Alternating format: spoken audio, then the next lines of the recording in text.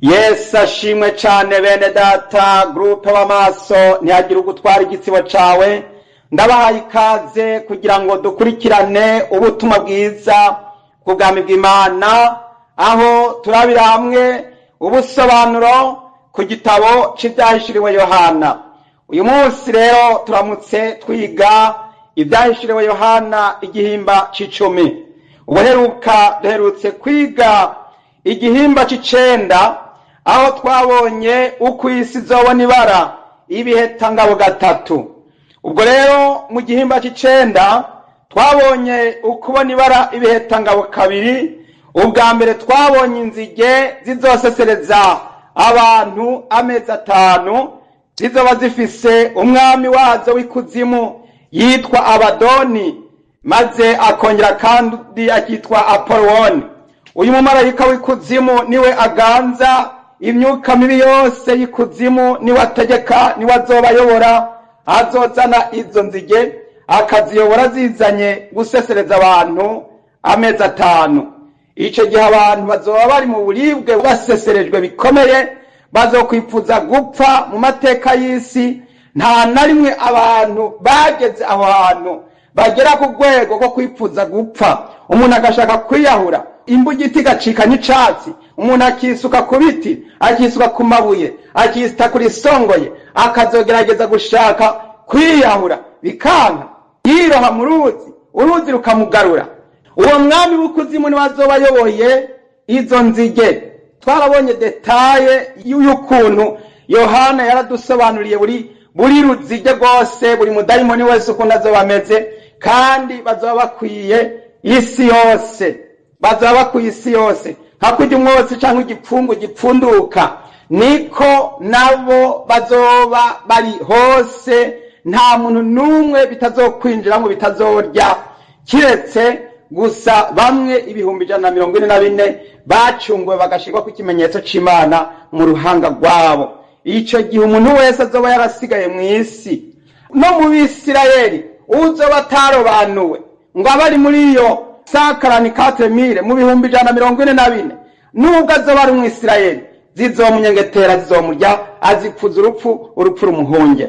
No mu bantu bitwa abanyamadini n'abakristo bagamitse amazosi bakanka gukizwa neza, bakaguma bizigitiriye, abazosigara bose nta rumenyetso rw'Imana zoba rubariko, bazoribwa n'izo nzige.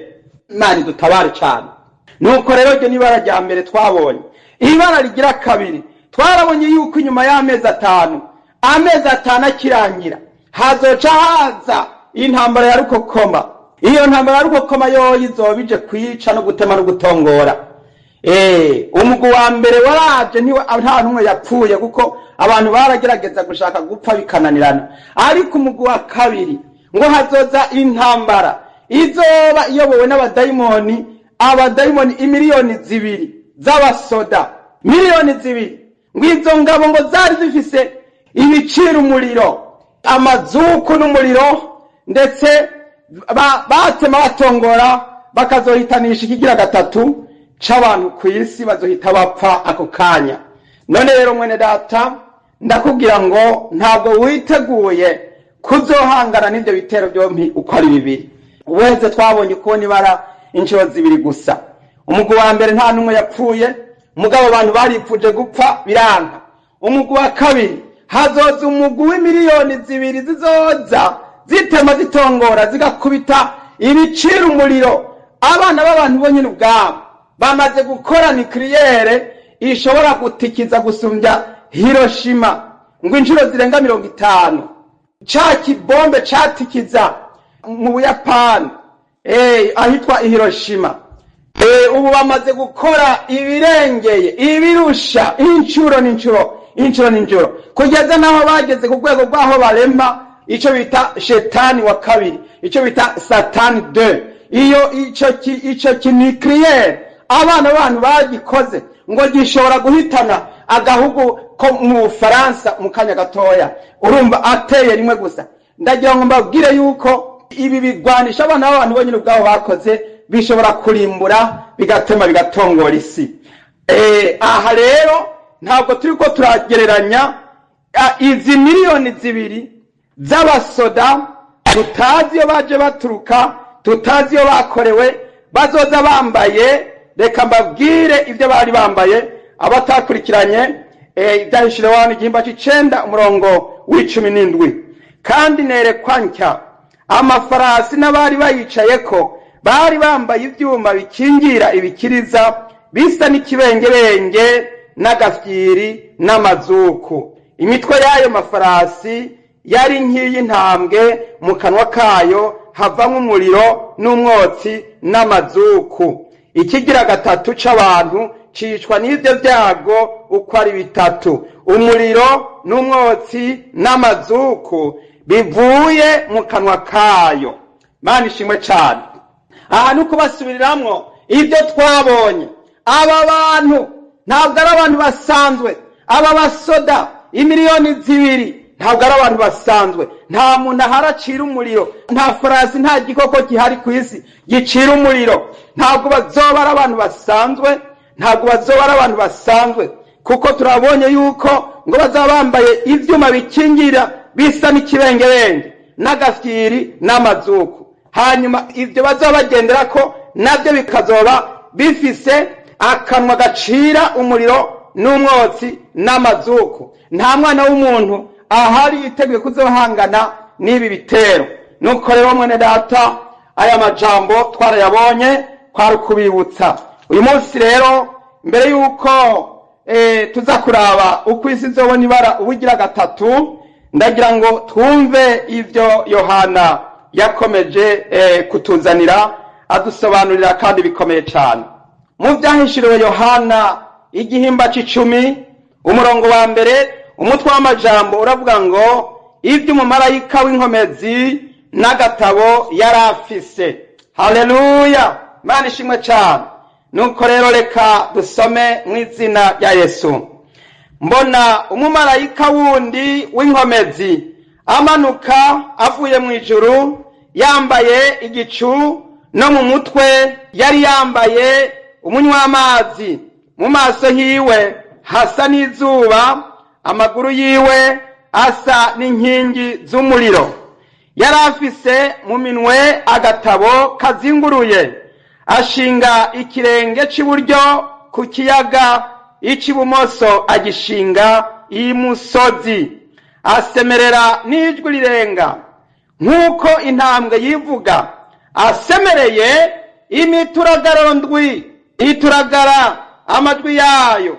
Kandi imituragaro ndwi imaze kuvuga, nariko ngira nandike, numva ijwi rivuye mu ijuru rimbarira riti, matanisha ishashara udomemwe ikimenyetso ivyo imituragaro ndwi ivuze, ntuvyandike. Umumarayika nabonye ahagaze ku kiyaga n'imusozi, amanika ukuboko kw'iburyo agutunga mu ijuru, arahira ibaho ibihe bitazoshira. Yaremye ijuru n'ibirimwo, n'isi n'ibirimwo, n'ikiyaga n'ibirimwo. Ati, ntibigitevye, ariko mu minsi y'ijwi ry'umumarayika w'indwi ahazoba agira avuze inzamba, niho ibanga ry'Imana rizoba riheraherejwe. Nk'uko yabariye abasavyi bayo ubutumwa bwiza, nibo bavugishwa nayo. Ryajwi numvise rivuye mu ijuru, nongera kuryumva rimbarira riti, genda wabire igitabo kizinguruye kiri mu kuboko k'umumarayika ahagaze ku kiyaga n'imusozi. Njaho uwo mumarayika ari, ndamubwira kumpa ako gatabo. Arambarira atenda ugatsonsomere, karakururira mu nda, ariko mu kanwa karagusosera nk'ubuki.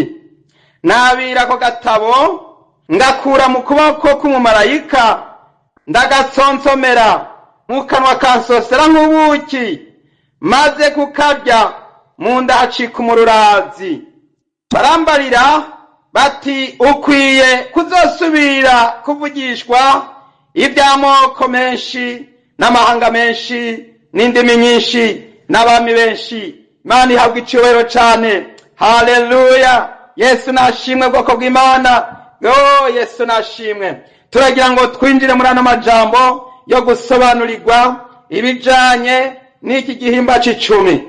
Umutwe w'amajambo watubwiye ngo ivy'umumarayika w'inkomezi n'agatabo yarafise. Ndagira ngo mbabwire yuko mu gihe c'uko isi yari irimwo irinjira muri ibi vy'ukubona ibara, isi izoba irimwo irahanwa, isi izoba irimwo irasubirizwa mu nkoko. Murabona ubu bugarariji buriko buraba mw'isi, murabona ubu bugizi bwa nabi, abantu bakomeje kudamarana no kugamika. Nico gituma Imana ntizobire kuku igiye kuza byose ibicukundi, maze izana ingoma yayo. Haleluya! Izana ingoma yayo. Imana igiye kuzana ingoma yayo. Ndagira ngo rero mwumve ingene Imana izozana ingoma yayo kw'isi. Haleluya! Mu gihe cy'uko isi izoba irimwo irabona ibara, Imana igiye kuzogaragaza ubwiza bwayo n'ubwami bwayo aho hejuru mu kirere. Umurongo wa mbere watubwiye ngo mbona umumarayika wundi w'inkomezi amanuka avuye mu ijuru, yambaye igicu, no mu mutwe yari yambaye umunywa w'amazi, mu maso hiwe hasa n'izuba, amaguru yiwe hasa n'inkingi z'umuriro. Yesu ashimwe cyane. Mu gihe cy'uko hano kw'isi ica gatatu c'abantu kiko kirahona, mu gihe cy'uko abantu barimo barabura bacira nayo bamira, Imana izorungika marayika w'inkomezi. Yesu ashimwe cyane. Uyu mumarayika w'inkomezi ntabwo akangwa na zanikiriyeri, ntabwo akangwa n'ibigwanisho by'ubumara bicira umuriro, ntabwo akangwa n'izi miliyoni zibiri z'aba basoda tutazi iyo bazoza bazananye, bazoza bakica ikigira gatatu c'abantu mw'isi. Uyu mumarayika n'umumarayika w'inkomezi azohagarara ku bicu. Yesu ashimwe cyane. Haleluya! Imana ihabwa icubahiro cyane. Yohana agize atya abona umumarayika wundi w'inkomezi amanuka avuye mu ijuru, yambaye igicu, no mu mutwe yari yambaye umunywa w'amazi. Haleluya! Reka tuganire kuri iri jambo rijanye n'ivyo uyu mumarayika. Uyu munywa w'amazi usobanura iki? Ndagira ngo mbibutse ibanga riri mu munywa w'amazi. Umunywa w'amazi urimwo amabara ndwi.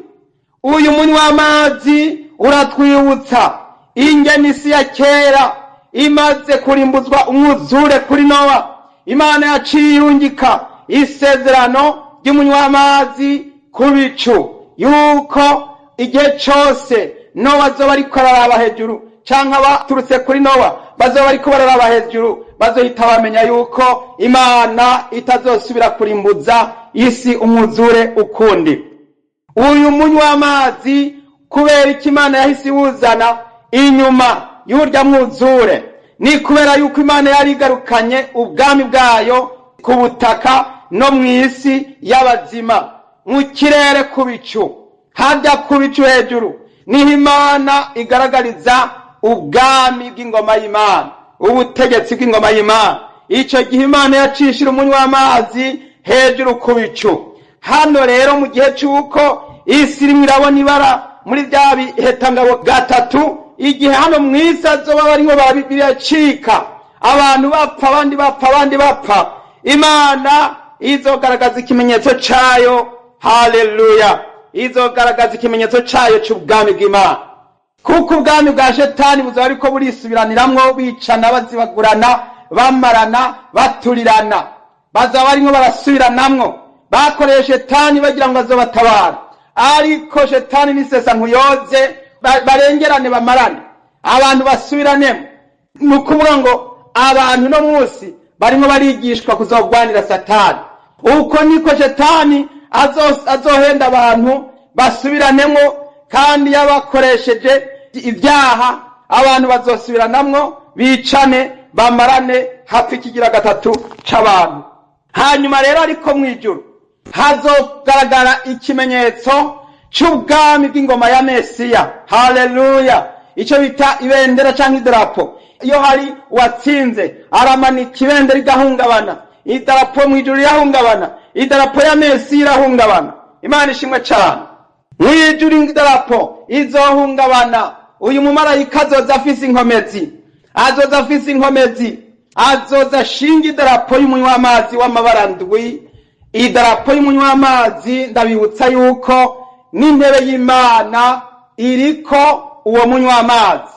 Intebe y'Imana iri ku munywamazi. Igihe Yohana yashika mu ijuru, ikintu ca mbere yabanje kubona, yabonye intebe niniya iteretse mu ijuru. Iyo ntebe yari ikikujwe n'umunywamazi. Ivyahishuro Yohana igihimba ca 4 umurongo wa 3. Uwaravyagiye yasa n'akabuyenge kitwa yasipi na kitwa sarudiyo, kandi umunywamazi wari ukikije iyo ntebe usa na kitwa simaragido. Imana ishimwe cyane. Iyi ntebe yari ikikujwe n'umunywamazi. Uyu munywamazi w'amabara indwi ugaragaza idarapo irimo ubushobozi n'ububasha n'imbaraga n'inkomezi n'ubwami ndetse n'inganji, ibiharuro ndwi. Mwene data, iyi darapo izoza guhungabanywa hariya hejuru, kumanikwa, gushingwa, izoba ariyo kubwira bakoreye Satana teheraba, Imana irafise inganji yayo. Haleluya. Ateheraba, nubwo muriko murasubirana ngo muryana, mwicana, mumarana, eheraba, ingoma y'Imana ntijya ihagarara. Ingoma y'Imana ntijya ireka. Ingoma y'Imana izokwamaho. Ingoma ya Mesiya. Haleluya. Ingoma ya Mesiya irahungabana, idarapo irahungabana mu ijuru. Haleluya. Yesu yaratsinze, Yesu yaranesheje. Igihe yazukanye imfunguzo, arazitwara, azinyaga Satani. Ubu ni wafise imfunguzo z'urupfu n'izikuzimu, niwe yugurura ntihagire uwugara, kandi niye yugaye kandi nta wugurura. Rero uyu mumarayika azoza afise ishusho nk'iy'umwana w'umuntu.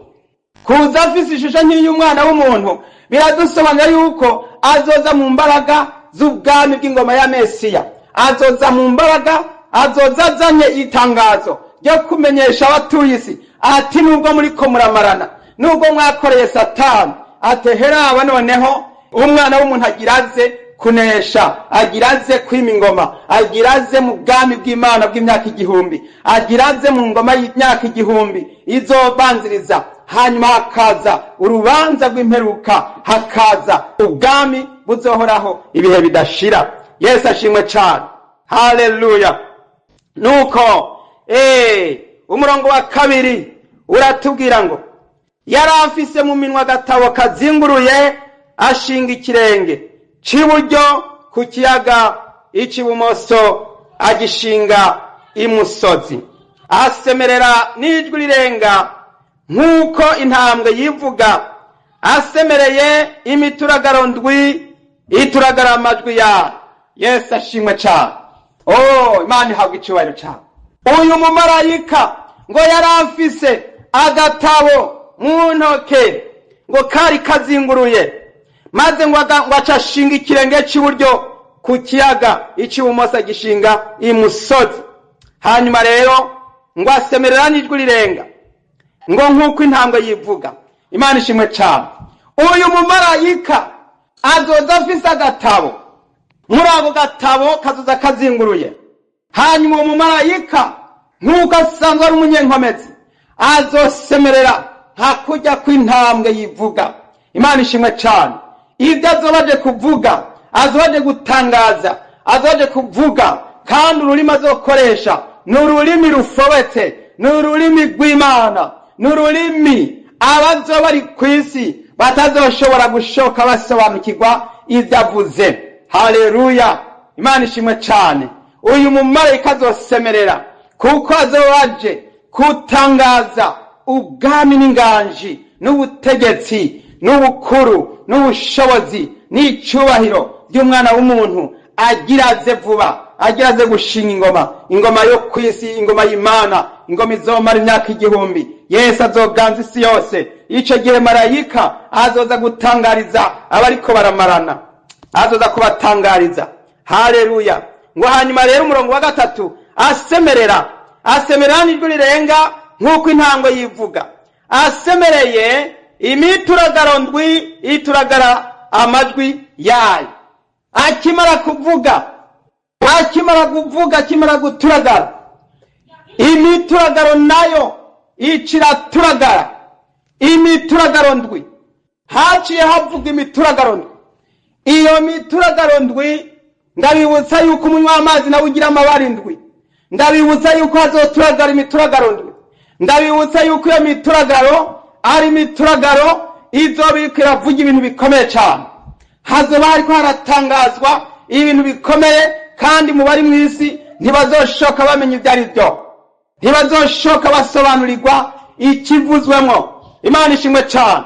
Ariko Yohana ndagira ngo mbabwire, Yohana yarabyumvise, arabisobanurirwa, arabitahura, yagira ngo yandike ibyo iyo mituragaro ndwi ivuze, kuko Yohana yari yahawe ibanga ry'Imana ryo gusobanurirwa, kuko iri banga yari arimo ararisobanurirwa, kandi yari yashitse ahantu ho gusobanurirwa ibikomeye n'ibihambaye kugira ngo abyandike.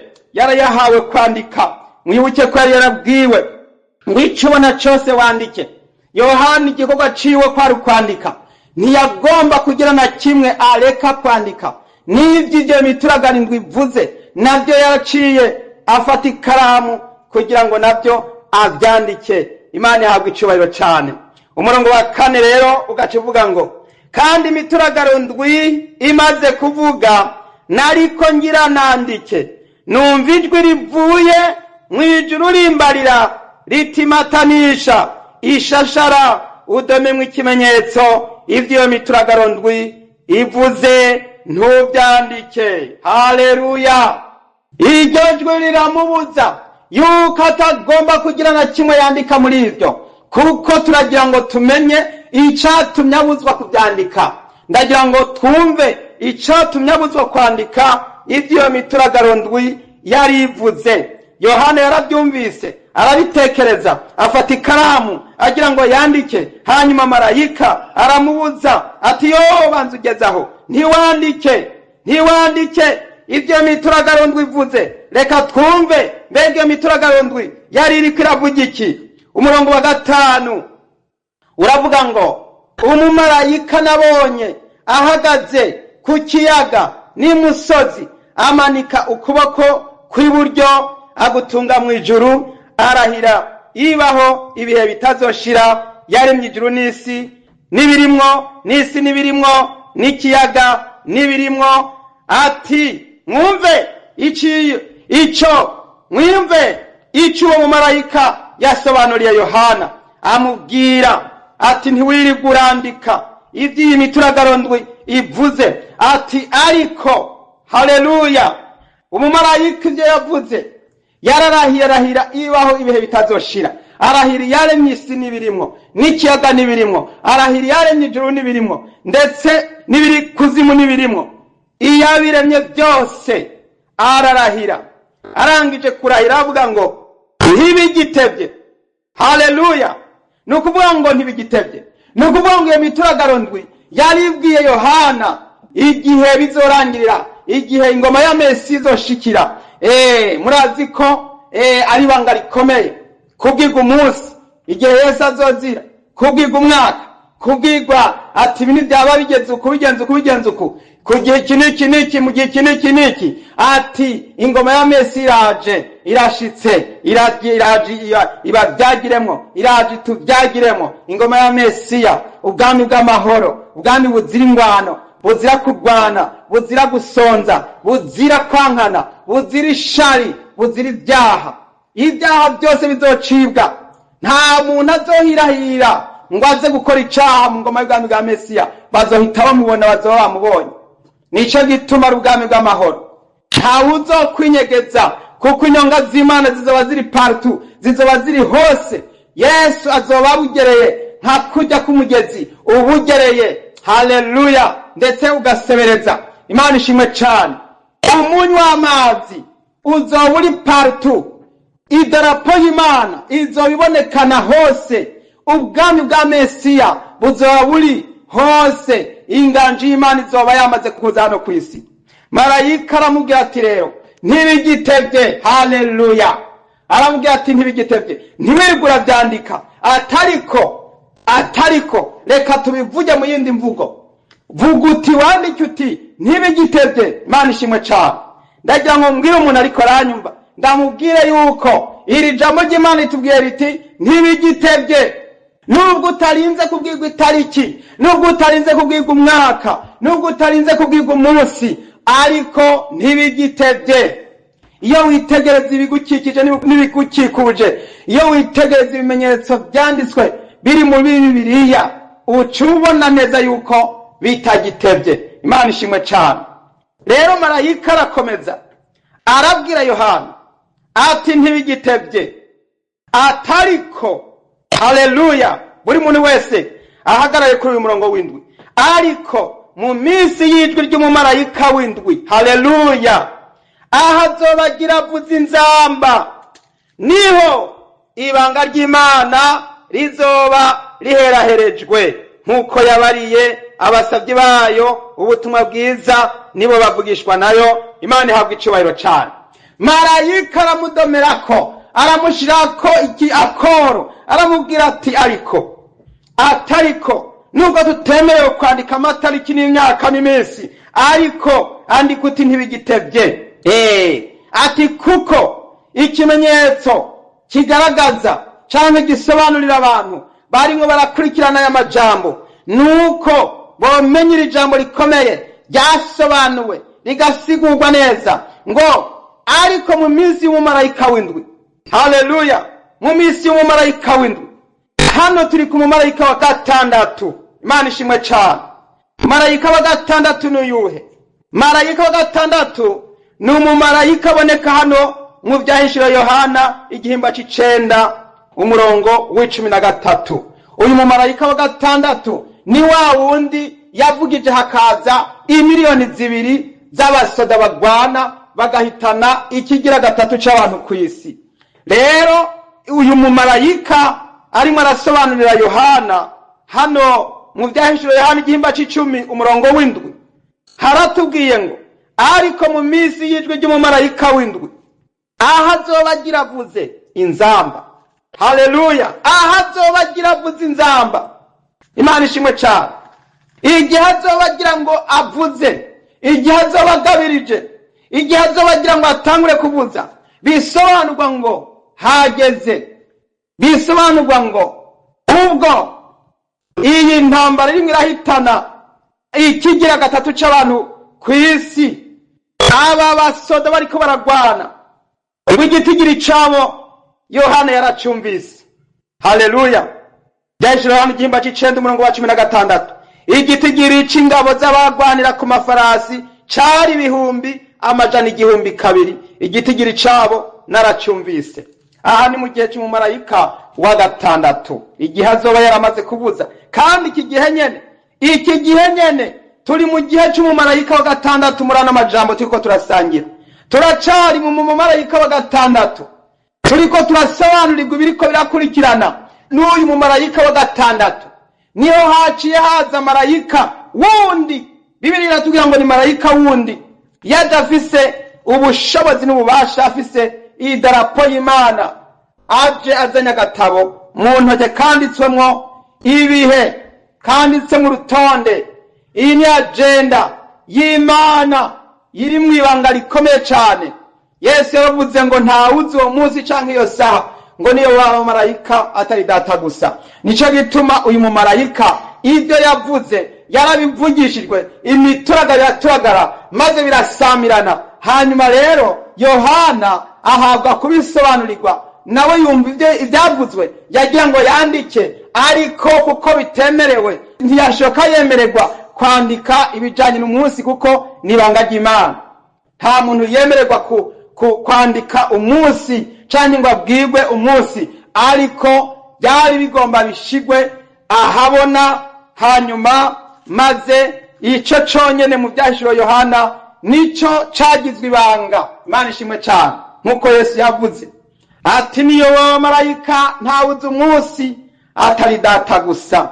Ariko haza marayika wundi asobanurira Yohana, aramubwira ngo igihe marayika w'indwi, urumva ko hano bari muri marayika wa gatandatu, ati igihe marayika w'indwi azobagira ngo avuze, bisobanurwa ngo mu gihe ca gatatu c'abantu kw'isi kiza bagirangije gupfa, mu gihe abantu bazaba bamaze gupfa, abantu ica gatatu c'abatuye isi, muri ico gihe marayika w'indwi azoba arimo aritegura ngo avuze. Marayika arasobanuriye Yohana yuko ariho ibanga ry'Imana rizoba riheraherejwe, nk'uko yabariye abasavyi bayo ubutumwa bwiza nibo bavugishwa nayo. Haleluya! Iri jambo rikonfirima amajambo aboneka muri Amosi ndwi umurongo wa 3 avuga ngo ntaco nzokora ngo ntaribira abasavyi banje. Imana ishimwe cyane. Reka dusome ayo majambo muri Amosi wavugishwa n'Imana, Amosi gihimba ca 3 umurongo w'indwi.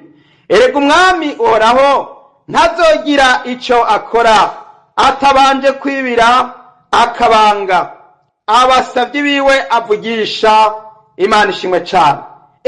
Amosi aravuze ngo erega uhoraho ntazogira ico akora atabanje kwibira akabanga abasavyi biwe avugisha.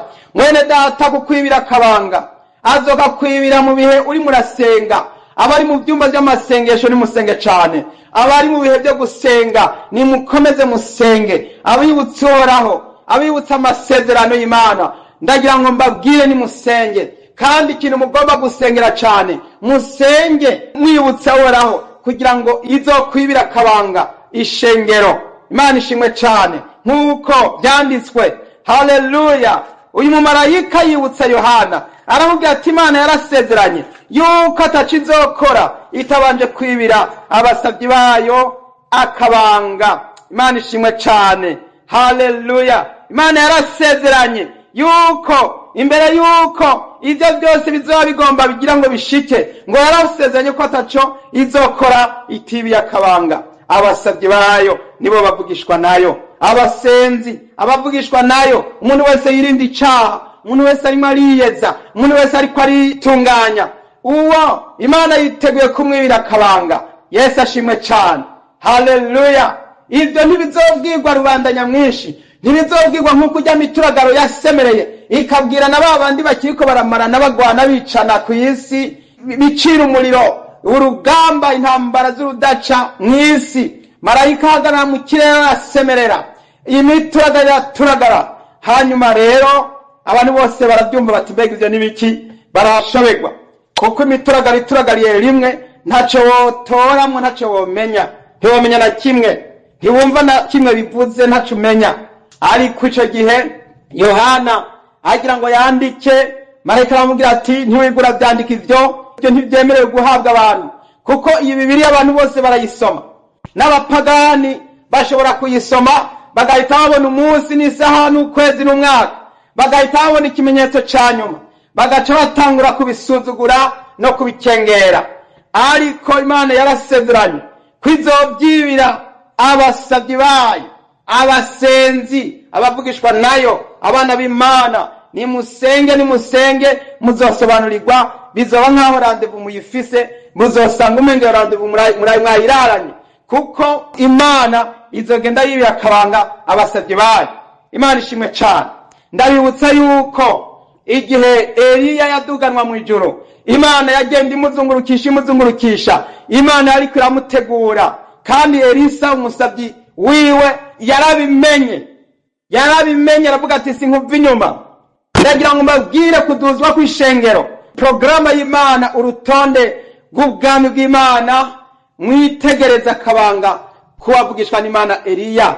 Abiga ivyo kuvugishwa barabwiye Elisa bati mbega ntuzi ko Imana igira gutware shobuja? Nabo bari babimenye, ariko Elisa ati ndabizi, ariko nimwihorere nimutwe guceceka, sindamuva inyuma. Yagomba kumusaba imigabane 2 y'impwemu yiwe kugira ngo asigare arakoreshwa iby'ubuhizi n'iby'ubutware. Imana ishimwe cyane.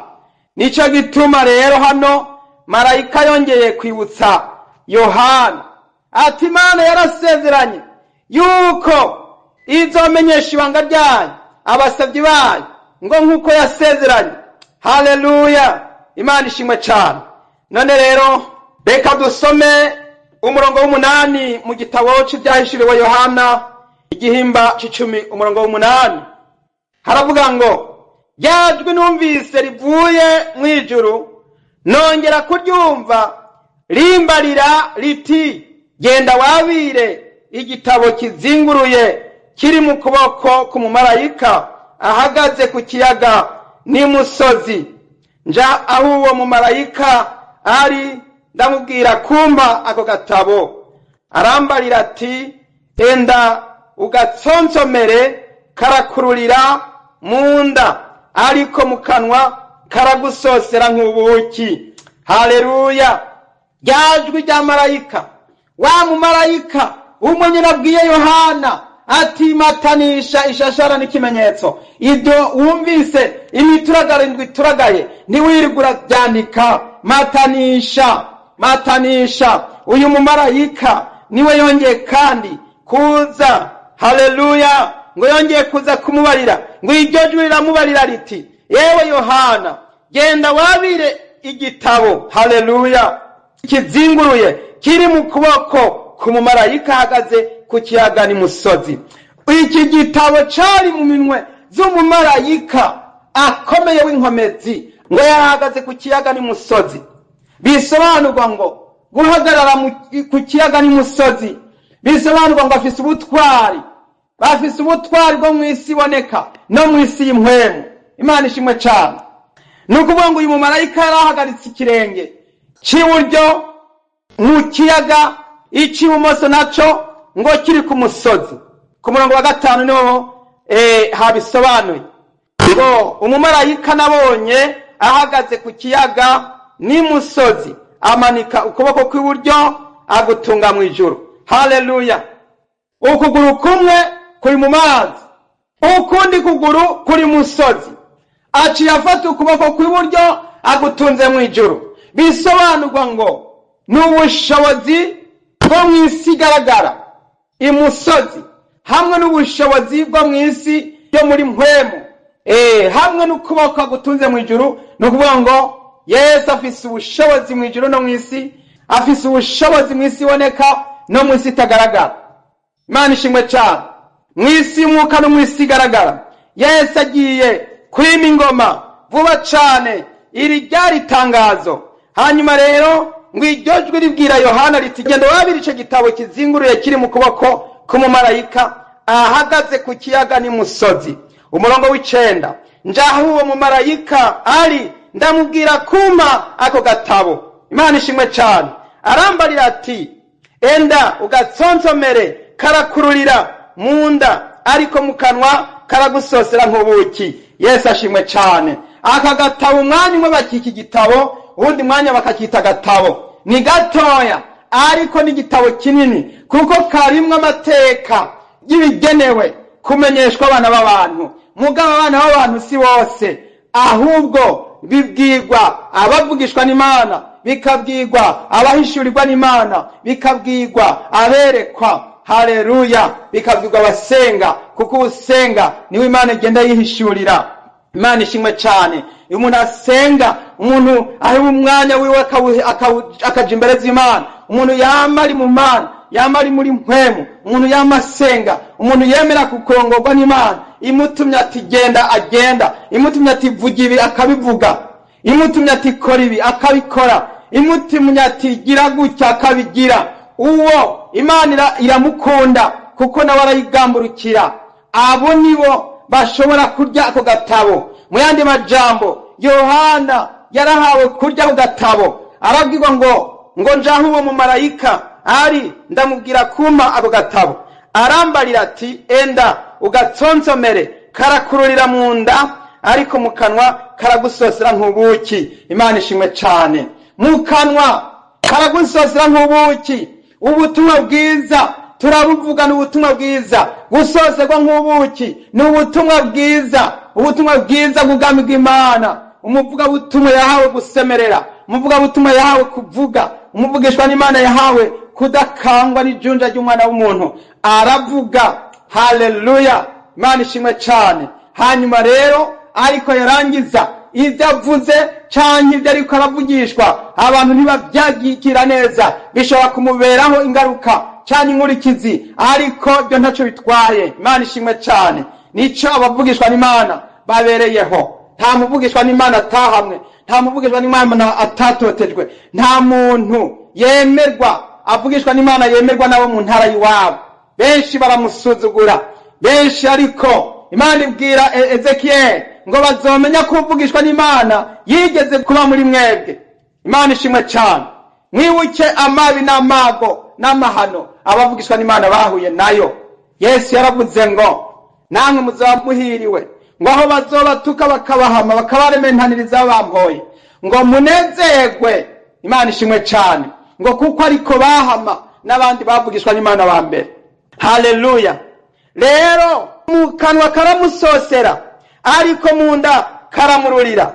Umurongo w'10, nabira ko gatabo ngakura mu kuboko k'umumarayika ndagatsonsomera mu kanwa kansosera nk'ubuki, maze kukarya mu nda hacika umururazi.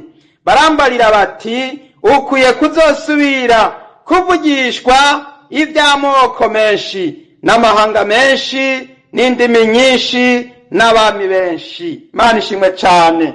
Haleluya. Yesu nahabwa icyubahiro rwose. Kano gatabo karamusoseye mu kanwa ariko mu nda karamururira. Bigeze aho baramubwira ngo baramubariye. Haleluya. Baramusobanuriye, baramubwira batumve rero, ubwo ubonye kakururiye mu nda, ubwo ubonye mu nda kakubereye umururazi, baramubwira ngo ukwiye ahubwo kuramiriza, ukwiye kubandanya, ukwiye kudacika intege, ukwiye kutihebura, ukwiye kutarambirwa. Ndagira ngo nibutse abavuga butumwa, bavuga ubutumwa bakabanka, bakabaca, bamwe barabaca mu masinagogi, bandi bakabatuza, abandi nabo babiraba hasi hejuru, ati ako nohirahira ngo ndomeko ntibazobakinyemera, idini ryanje riranca, abantu baranca, mu muryango baranca, sinohirahira ngo mvuge ibi, ntaho nosubira kuronka n'umani gwere. Ugaca usanga abantu benshi barabivuyemwo, basigaye bemeye kuba goyigoyi, bagasigara nabo bemera kuvuga nk'uko abandi bose bavuga, bakagenda nk'uko abandi bose bagenda, bagakora nk'uko abandi bose bakora. Ariko hano baramubwiye Yohana bati rero nubwo kakururiye, baramuhaye impanuro. Imana ishimwe cyane. Bati nubwo kakururiye ukwiye kudacika intege, ukwiye kudatinya ijunja ry'abantu, ukwiye kudatinya ngo nuko usanze hari abariko baratotezwa, bahamwa, bahorwa kugororoka, ngo ni kubera yuko uvuze ku caha. Baramubwiye bati nubwo kakururiye. Umurongo wa 11, barambarira bati ukwiye kuzosubira kuvugishwa iby'amoko menshi n'amahanga menshi n'indimi nyinshi n'abami benshi. Haleluya. Ibi mwibuke ko Yohana yabibwirwa ari umusaza, yarageze mu zabukuru, ariko ijambo ry'Imana ntirisaza. Nukuvuga ngo baramubwiye bati ahubwo rero nubwo uri ngaha muri iki kizinga c'Ipatimo, nubwo ubona ugezaho, baramubwira bati ahubwo harageze rero yuko ahubwo ugenda utumwa ku moko menshi. Imana ishimwe cyane. Amoko menshi kandi yarayagezeko, kuko raba buno butumwa bwaradushitseko. Baramubwira bati ukwiye kuvugishwa ku mahanga menshi. Ngaya amahanga menshi yaragezeho, Bibiliya yaranditswe irashika kuri wowe no kuri jewe. N'indimi nyinshi, n'ikirundi kirimo, n'ikinyarwanda kirimo, n'igifaransa kirimo, ndetse n'icongereza kirimo, n'igiheburayo n'ikilatini. Indimi nyinshi n'amoko menshi. Haleluya. Imana ishimwe cyane. N'abami benshi rero, Imana idutabara. N'abami benshi, abami benshi nabo nyene bakwiye kubwirwa ubutumwa bwiza bw'ubwami bw'Imana. Ndabwira abahanuzi, ndabwira abavugishwa n'Imana, ndabwira abavuga butumwa, ndabwira abo Yesu yiyeretse akabatuma, ndababwire ati mukwiye gusubira kuvugishwa mu ndimi nyinshi no mu moko menshi no mu mahanga menshi no mu makungu menshi, kugira ngo abantu bitegure basanganire ubu bwami bw'amahoro bw'ingoma ya Mesiya igiye kuza. Iri tangazo ryariko riravugwa n'uyu marayika, ryari itangazo yo kuburira isi ati nimwitegure, Yesu araje gushinya ingoma yiwe ya Mesiya y'ubwami bw'amahoro, bwa bwami bwarindirijwe, bwategerejwe, twarindiriye, duhora twiteze. Ubu bwami bugiye kuza. Haleluya. icyo gihe umwami Yesu azomanuka ari kumwe n'isinzi ry'abera. Haleluya! Ari kumwe n'isinzi ry'abera. Uwavugishwa n'Imana Yuda yarabisobanuye, aravuga ngo nabonye yasubiye nk'amajambo yavuzwe kera n'uwitwa Enoki, ngo yabonye Uhoraho amanukanye n'isinzi ry'abera biwe. Haleluya! ngo kugira ngo aze gucira imanza abakoze ibyaha. Imana ihabwa icyubahiro cyane. Haleluya! Yuda igihimba ca mbere umurongo wa 14. Kandi Henoki niwe yagira ndwi uhereye kuri Adamu, yavugishijwe n'Imana ibyabo, Uhoraho yazananye n'amasinzi y'abera biwe kugira ngo acire bose amateka no kwemeza abatubaha Imana bose ko batsinzwe ku bikorwa byose byo kutubaha Imana bakoze batayubaha, n'amagambo yose akomeye abanyabyaha batubaha Imana bavuze bayigwanya. Imana ishimwe cyane. Haleluya! Uyu mumarayika yarimo aravuga ati nimwitegure moko n'amakungu n'amahanga. Ubu butumwa bwiza bugomba gushika ku bantu bose kugira ngo bamenye ko Uhoraho hagiye kuza gushinga ingoma ya Mesiya, kandi iyo ngoma azoyishinga no mw'isi n'ubwami bw'amahoro uzomara imyaka 1000. Abatuye isi bose bazobona idarapo y'Imana, bazobona umunywa w'amazi. Ndangira ngo mbabwire ibyo umunywa w'amazi ndangiza, mbabwira ko Antikristo yaciye afata uyu munwa w'amazi awugira idarapo y'abatinganyi, aca awugira idarapo y'abahuza ibitsina, kubera ko abahuza ibitsina aribo ba Antikristo, aribo bahakanya, aribo Shetani yahisemo gukoresha, kuko icyo kintu ca mbere kigwanya Imana, gipinga Imana, gihakana Imana. Baciye bashinga idarapo y'igicurano y'igifabrikano y'amabara 6.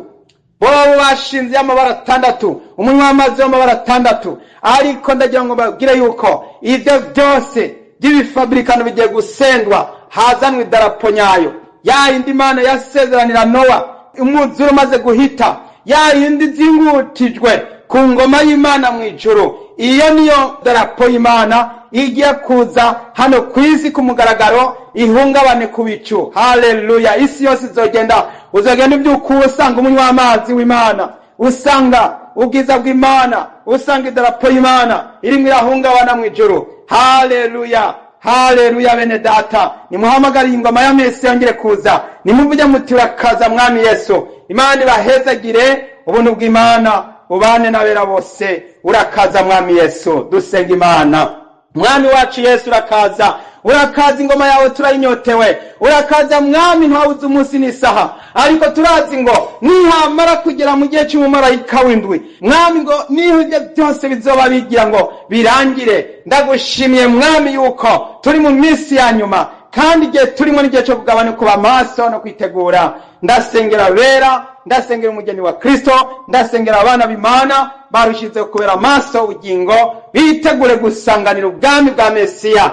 Urakoze Yesu, ndagushimiye mwami. Tegura umugeni muri grupo b'amaso mw'ishengero ry'Imana, abera bose munsi y'izuba bitegure, kuko Yesu agiraze gutora ishengero kugira ngo rije gutabagwa. Haleluya! Aje kurukana na Mesiya mu bwami bw'amahoro. Ndagushimiye mwami kungiriye neza bw'ubutumwa bwiza. Abagumvise bose mwami ndabasabiye umugisha n'umuhezagiro uva ku Mana Data wa twese, no kwezwa no kugororoka no kubera amaso ubugingo. Urakoze, ubishimirwe. Byose ndabisenze mu izina ry'umwami wacu Yesu Kristo.